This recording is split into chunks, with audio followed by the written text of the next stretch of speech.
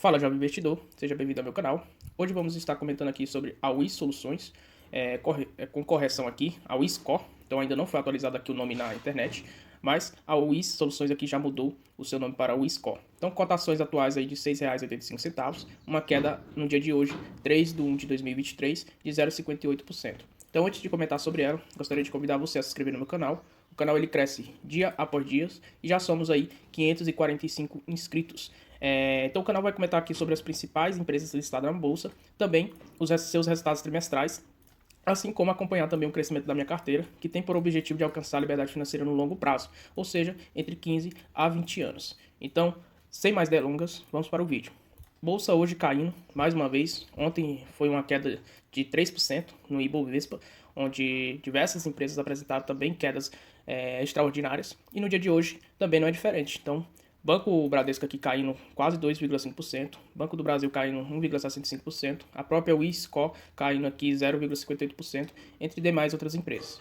Então, o negócio aqui é se manter firme, foco na sua estratégia, foco nos seus objetivos, deixa os ruídos políticos aí amedrontar diversas sardinhas, fazendo com as cotações despencarem, e as empresas continuam lá saudáveis, intactas, fazendo ali seu trabalho direitinho, obtendo lucros, então sem medo e apenas aqui aproveitando as oportunidades de comprar papéis mais baratos e aumentar ali suas posições acionárias dentro da empresa. Então a Wisco aqui, ela tem uma liquidez muito boa, de 14 milhões de reais, um tag along de 100%, ótimo para o acionista minoritário, as ações preferenciais, ou melhor, ordinárias, e um PVP aqui, um preço sobre o seu valor patrimonial, de 2,53 vezes, ou seja, mais do dobro aqui do valor patrimonial, que atual é de 2,72 vezes. Então, o mercado está disposto a negociar aqui um preço 2,53 vezes. Lembrando que o mercado já esteve disposto aqui a negociar até 18 vezes aqui o seu valor patrimonial. Então, é um absurdo aqui esse tipo de precificação. Na média, o mercado esteve disposto a negociar 7,82 vezes, o que eu acho ainda um absurdo também, esse otimismo todo do mercado. O que aconteceu? Desabou as cotações. Por quê? Porque esse otimismo todo, essa expectativa, todos os resultados não foram alcançados. Então, cotações vão seguir os resultados. Então, atualmente aqui sendo negociada a 2,52 duas vezes o seu valor patrimonial, pegando então aqui umas médias para os nossos cálculos no final do vídeo de valuation, a gente vai utilizar então desde 2020 até o ano atual, início aqui de 2023, e vamos fazer aqui um cálculo mais conservador aqui da média que o mercado está disposto a pagar aqui sobre o seu valor patrimonial. Então a gente vê por esse indicador que a empresa ela pode estar barata neste momento. Outro indicador interessante para avaliarmos é o PL, então o preço sobre seus lucros. Então na média o mercado esteve disposto a negociar 8,88 vezes o seu lucro. Significa dizer que até 8 anos aqui, alguns meses você recupera, tem ali de retorno todo o seu investimento. Sendo que o mercado já esteve disposto a negociar na média aqui 14,84 vezes o seu lucro. Porém, se a gente pegar aqui os últimos anos, desde 2020, a gente pegar assim uma média, a gente vai obter aqui que o mercado esteve disposto a negociar 6 vezes o seu lucro, 7 vezes o seu lucro. Então a gente vai também utilizar aqui essa média que o mercado esteve disposto a negociar seus papéis. Por quê? Porque a gente faz aqui um cálculo de valuation mais conservador e pegando ali uma média ali mais conservadora, onde o mercado não esteve tão otimista assim com os papéis. Outro ponto interessante para a gente olharmos é a dívida da empresa. Então a empresa não apresenta dívidas. A dívida aqui significa basicamente quase nada do seu patrimônio. Então dívidas bastante equilibradas, margens aqui bem alargadas, 17% de margem líquida, margem bruta de 58%, um ROI muito bom de 35%. Então, receitas crescentes e lucro crescentes nos últimos 5 anos. Então, de fato, a empresa é bastante sólida. Quando a gente observa, então, aqui os seus lucros, por exemplo, a gente vai observar um crescimento aqui nos seus lucros desde 2017 até 2019. Então, os lucros crescem. Houve uma oscilação aqui justamente pela quebra de contrato com a Caixa Seguridade, com a Caixa Econômica, melhor dizendo. E aí, seus resultados diminuíram, mas a gente observa que a diminuição dos seus lucros foram pouca. Então, o impacto, o mercado esperava um impacto muito maior do que realmente houve. Então houve aqui um lucro líquido abaixo até de 200 milhões, mas o mercado esperava um lucro abaixo aqui de 150 milhões. Então de fato a empresa reagiu muito bem nessas quebras de contrato. Outro ponto interessante, como já comentado anteriormente, é as margens. Então ela mantém uma margem bruta acima de 60%. Então nunca a empresa atingiu ou reportou ali uma margem bruta abaixo de 60%, uma margem bastante interessante. E a margem líquida muito alta também, sempre acima de 25%.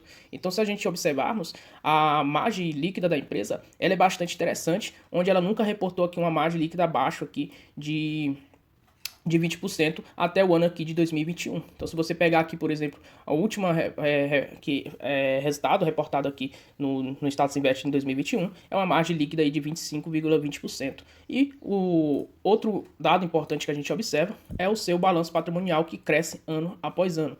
Então a gente observa que teve um boom aqui desde 2020 para 2021 e é justamente onde houve aqui a quebra de contrato com a Caixa. Então se a gente observarmos, o mercado esperava que até esse balanço patrimonial pudesse cair. E o que é que aconteceu? Novos contratos com novas empresas fizeram aqui a empresa reportar bons resultados e fez com que seu balanço patrimonial aumentasse ao invés de diminuir. Então outro ponto positivo aí para a empresa.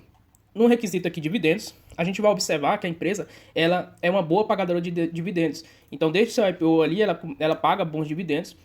Então, desde 2015, ela sempre reportou dividendos para os seus acionistas, na média aqui sempre pagando acima aqui de 60 centavos, ou de 60 a um pouco acima de 60 centavos. Então, uma empresa muito boa pagadora de dividendos e dependendo dos preços, você consegue aí obter um yield bastante interessante, como o atual yield aqui de 8,56%. Então, esse yield aqui, ele é recorrente, esses 60 centavos aqui, praticamente 60 centavos aqui reportado pela empresa, ela consegue aqui divulgar e distribuir para os seus acionistas em 2023, em 2024 e assim por diante. Então, recorrente. E a gente vai observar que o mercado ele precifica mal a empresa em comparação aos seus resultados. Então, cotações irão seguir seus resultados no médio a longo prazo. Como, por exemplo, aqui, o mercado previa aqui resultados ruins da empresa, e a empresa reporta aqui em 2018 resultados bastante interessantes aqui, a quase 200 milhões de reais. E em 2019 apresenta um novo resultado, um resultado recorde aqui acima de 200 milhões de reais, e as cotações fizeram o quê? Dispararam. Então elas chegaram aos patamares acima de 12 reais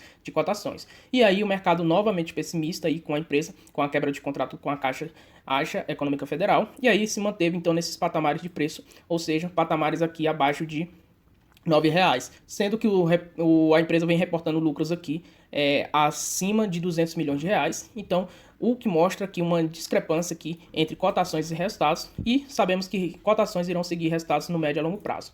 Então, ponto interessante aqui, mercado pessimista aqui com a empresa. E aí, quando a gente vai observar os resultados da empresa, segundo o seu boletim aqui do terceiro TRI de 2022, a gente vai observar vários pontos positivos, como por exemplo, nos seus destaques financeiros, eles apresentam aqui uma receita bruta crescente de 23% em comparação ao terceiro TRI de 2021, reportando aí 261 milhões de reais de receita bruta, uma EBITDA também crescente, cresceu aqui 105% versus o terceiro TRI de 2021.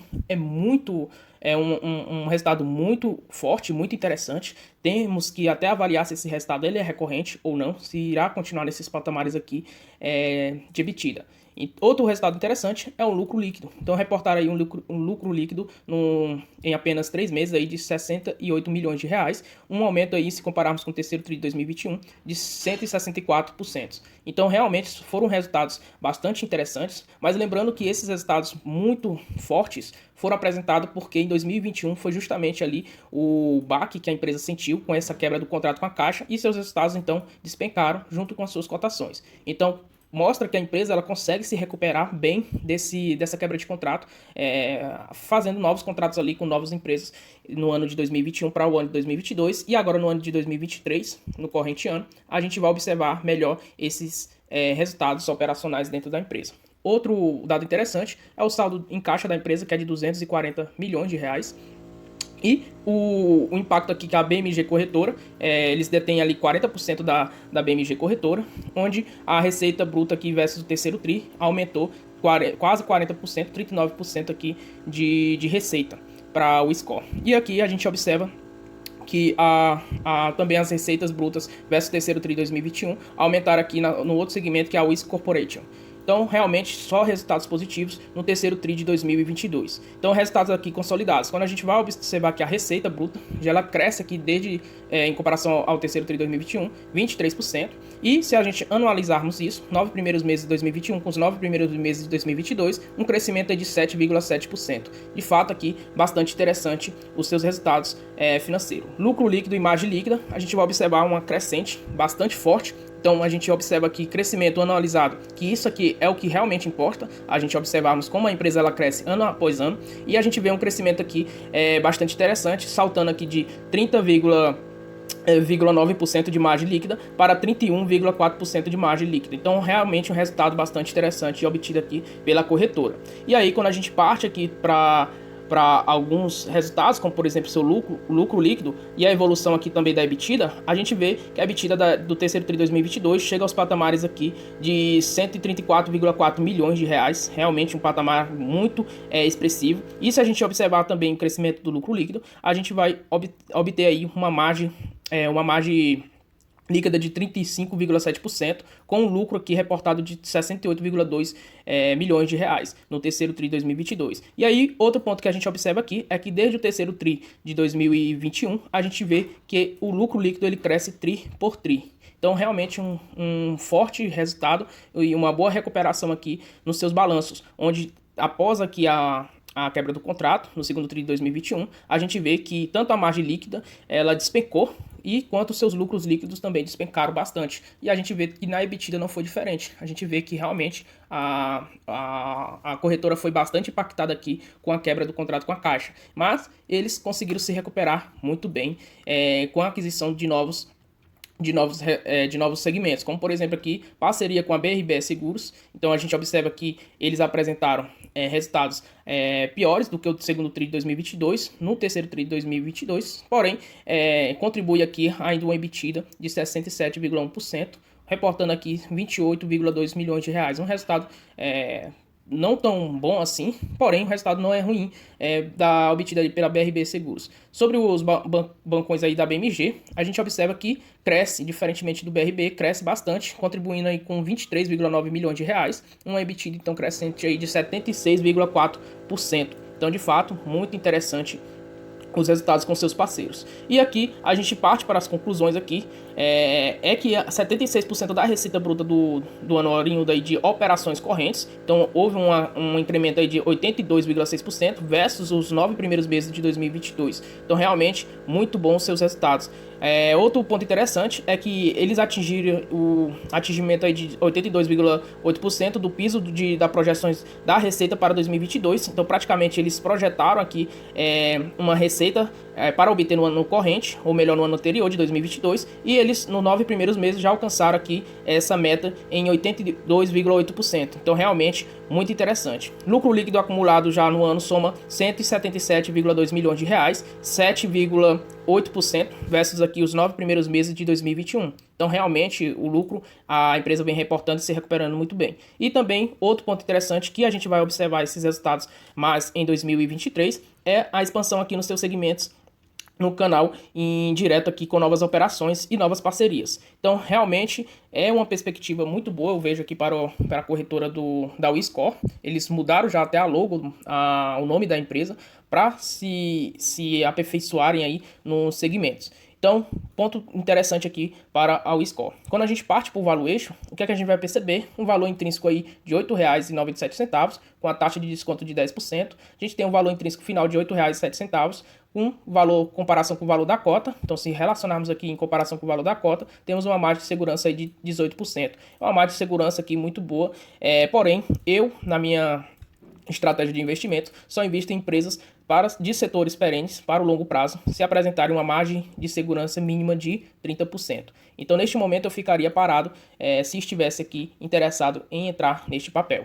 Outro valuation aqui interessante que eu gosto de avaliar é o quanto a empresa pode me fornecer aqui de retorno em dividendos. Então, eu exijo, no mínimo, que a empresa me retorne 7% ao ano de dividendos. Então, para eu receber, no mínimo, 7% de dividendos, eu tenho que pagar R$ 8,88 nesses papéis. Então, se compararmos aqui com o valor da cotação atual, a gente observa uma margem de segurança mínima de 30%. Então, eu gosto de de investir em empresas que apresentem aqui uma margem de segurança do seu dividendo yield mínima de 20%. Então, eu tenho essas combinações de 30% que é a margem mínima do valor intrínseco e 20% de margem de segurança do quanto a empresa está disposta a me pagar aqui de dividendos, e aí eu começo a montar a posição no papel. Como aqui eu não tenho essas duas relações, margem de segurança do dividendo e margem de segurança do valor intrínseco, eu ficaria apenas aqui em observação no meu radar a empresa. Uma empresa boa, uma empresa que está barata, uma empresa que o mercado não está observando aqui seus crescimentos, sua expectativa de crescimento, de um setor perene, onde as pessoas elas pagam e torcem para não usar os seguros. Então, realmente uma empresa bastante interessante, que eu vejo ali um crescimento no médio a longo prazo. Então era isso, pessoal. Espero que tenham gostado do vídeo. Se inscreva no canal, deixa aquele like e até a próxima.